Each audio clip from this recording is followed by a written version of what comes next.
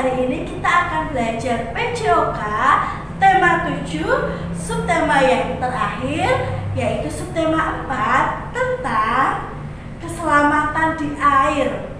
Nah, apa saja yang akan kita pelajari pada bab ini?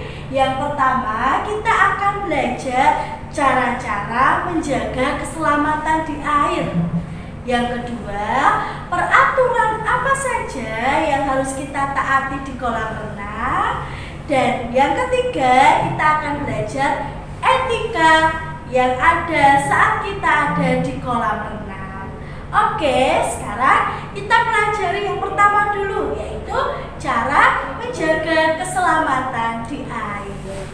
Nah, sekarang anak-anak perhatikan.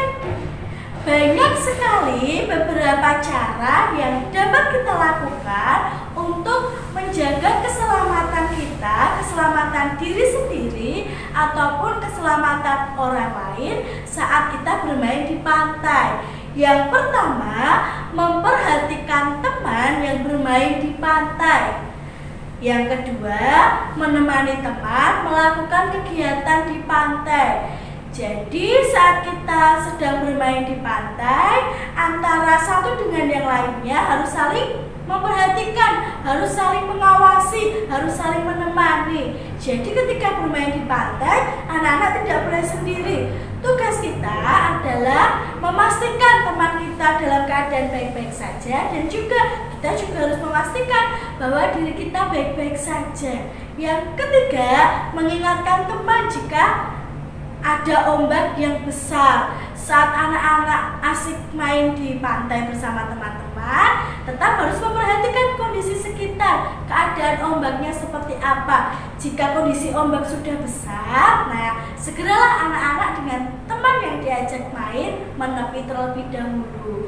Yang keempat, mengingatkan teman agar tidak berenang terlalu jauh. Jadi kalau anak-anak bermain di pantai, cukuplah berenang di tepian pantai, jangan sampai ke arah laut sana ya nak. Dan yang terakhir atau yang kelima, menyingkirkan benda tajam yang ada di dalam air. Contohnya jika anak-anak sedang bermain di sekitaran pantai, ada batu atau benda tajam yang lainnya, silahkan disingkirkan terlebih dahulu agar tidak melukai kaki, tangan, atau anggota tubuh anak-anak yang lainnya. Lalu, peraturan apa saja yang harus kita taati saat kita berada di kolam renang? Yang pertama, memastikan kondisi tubuh tidak sakit kulit, sakit mata, ataupun sakit menular yang lainnya. Kalau anak-anak sedang berada di kolam renang dan ingin berenang, tetapi kondisi tubuh anak-anak sedang sakit kulit, nah sebaiknya jangan dulu, agar orang lain yang ada di dalam kolam renang tidak tertular. Yang kedua, gunakan pakaian renang. Anak-anak kalau akan berenang, gunakan pakaian renang yang benar ya nak. Yang ketiga, tidak membawa makanan di kolam renang.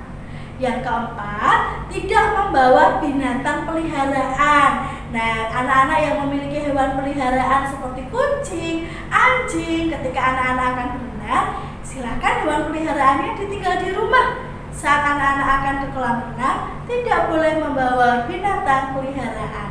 Dan yang kelima, tidak boleh meludah dan buang air kecil di kolam renang. Nah, ini diperhatikan ya nak, tidak boleh meludah dan buang air kecil di kolam renang. Tujuannya agar air dalam kolam renang tetap bersih.